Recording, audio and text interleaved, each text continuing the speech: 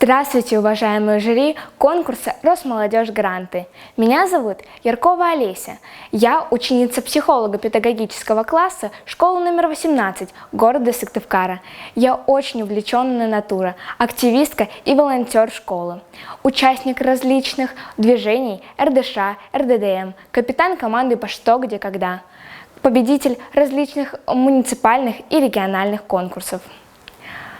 В 2023 году я открыла для себя проектную деятельность, разработала несколько уникальных проектов, 2 из которых уже реализованы в моей школе. Сегодня я хочу рассказать вам о своем новом проекте – фестивале популярной культуры FunFest. Благодаря фестивалю ученики 5-11 классов смогут найти единомышленников и расширить свой круг общения, найти увлечение по душе.